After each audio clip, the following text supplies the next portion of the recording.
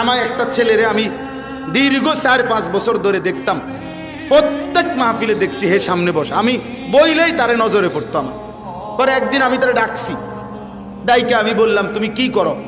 কয় হুজুর আমি মানে প্রতিদিন ঘাস কাটি, আর ঘাস কাইটা বিক্রি করি, যা পাই তাক দিয়ে সংসার চালাই।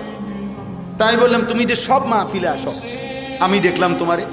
কয় হুজুরে যখনই আপনার কোনো পোস্টার দেখি, কয় আমি তখন এই ঘাস কাটার টাকার থেকে একটু একটু টাকা জমাই, গাড়ি ভাড়া মিলাইয়া রাখি, আপনার ওয়াজ শুনতে যাম। তাই বললাম যে মাশাআল্লাহ। তো আমি বললাম যে তো আর কিছু কইবানি? কও যে আমার জীবনের একটা স্বপ্ন আছে। আমি বললাম কি স্বপ্ন কও? আমি 10 টাকা 50 টাকা করে জমাইতেছি, আল্লাহ যদি আমারে কোনোদিন তৌফিক দেয় আমি আমনেরে আমগা এলাকায় দাওয়াত দিয়ে নিয়ে ওয়াজ করাম।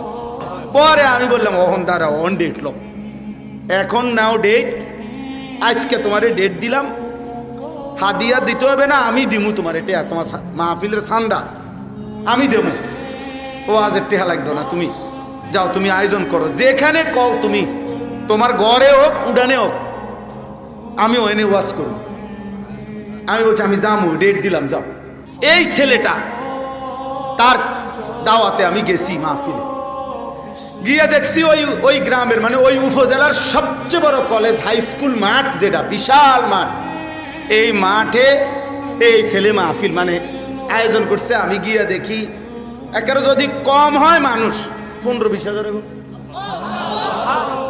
স্টেজে যদি একেবারে না হয় হুজুর 300-400 হুজুর হইব। হুজুর খেলাফত মজলিসের যিনি কেন্দ্রীয় আমির, এই যে দেওয়াল ঘড়ি মার্কার যে খেলাফত মজলিস, উনি বসা পাশে, ওনার বাড়িতে বানিয়েছে বড় বড় হুজুর সব।